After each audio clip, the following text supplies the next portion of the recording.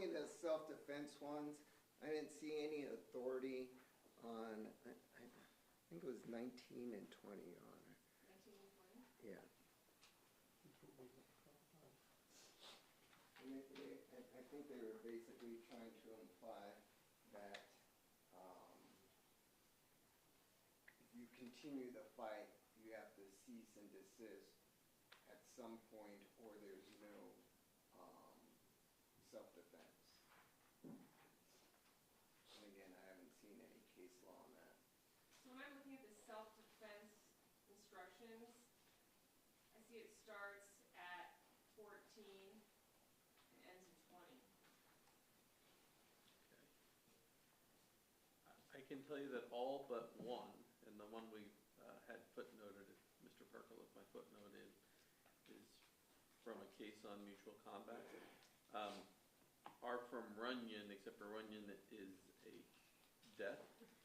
So we had to amend them to non-mortal combat.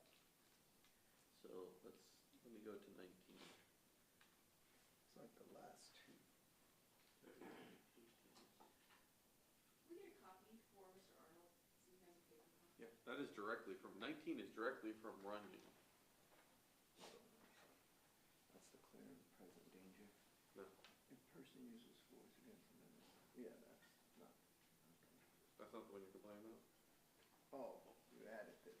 And in good faith endeavor to decline any further struggle before the force was given. Correct, and in Runyon it says, and decline any further struggle before the mortal blow was given. I didn't think we could use the term mortal blow. But those are the self-defense instructions from Runyon that are required to be given. Yeah, it just didn't follow the pattern criminal jury instruction. It doesn't have that additional language in the pattern instruction. It's in Runyon, so I don't know what the pattern says, but. And in good faith endeavor to incline any further struggle before the force was given. So pressing your in order for instance to receive bodily harm, use of force is absolutely necessary. And the person upon which force was used is the assailant, or that the assailant had really and in good faith endeavored to decline any further struggle before the mortal blow was given is how it's read. Or that the assailant Has really in good faith. Yeah. endeavor to decline. Okay. I don't object to that. I thought it was referring to my client, who is obviously not the assailant. So this is,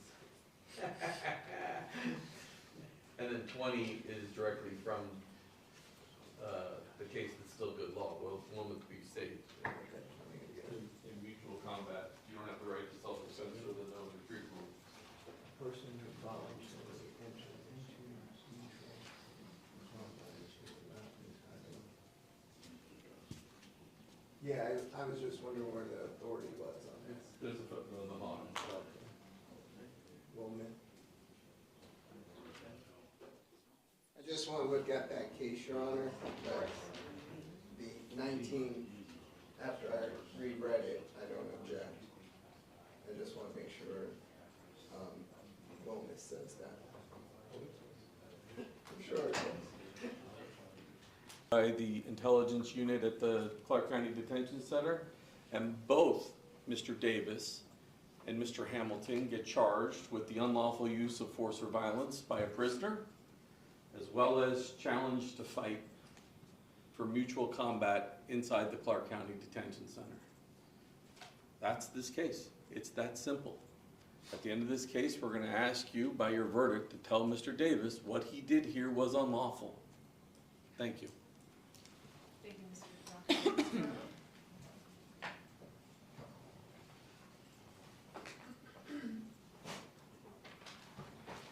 Yeah. You go ahead and pull it up.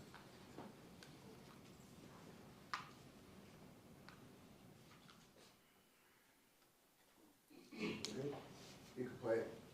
On December 23rd, 2024, 2 days before Christmas, I decided to go visit my client, wish him a Merry Christmas, tell him about things happening in a pending case of his.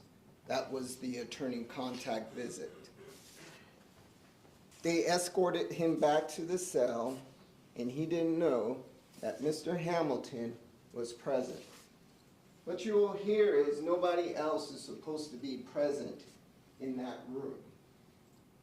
What you will see in this video is Mr. Hamilton becomes aware that Mr. Davis, who is waiting at the top of the screen in the center up here, is waiting to enter into that room. The officer already left the room, and Mr. Hamilton is not supervised. After he lathers up, he's going to notice that Mr. Davis is at the door. You see him step over there? And instead of sitting down in the chair that he pulled up, he gets into a position where he can't be seen. He's laying in wait at this point. He's laying in wait because he knows what his intentions are, and his intentions are to attack my client. My client cannot see him. As the state said, the officer couldn't see Mr. Hamilton. He's being blocked out by that pillar. My client comes walking through, and then he notices Mr. Hamilton. And then they engage in a fight. I'm going to ask you to pause at the shot right before they engage. You'll see that my client notices Mr. Hamilton. Mr. Hamilton came and moved quite a distance from the sink to Mr. Davis, who at this time doesn't have his hands up. This guy is poised, ready to strike. The officer's totally unaware of what's going on, and this man goes to strike my client. What was my client supposed to do? What everybody has a right to do: stand their ground and defend themselves. And that's exactly what he did in this case. He had no clue whatsoever that Mr. Hamilton was there or ready to attack him. And my client is coming in with the officer. An officer right behind him, and as far as he knows, is watching his every move. He's not going to engage into a fight knowing that that officer is right there. Mr. Hamilton, on the other hand, does not care. And Mr. Hamilton goes and attacks my client, and we're saying, yes, there was a fight, but it was a fight that Mr. Hamilton started. He was the initial aggressor, and my client, by law, has a right to defend himself and stand his ground. And like the state says, that's the case.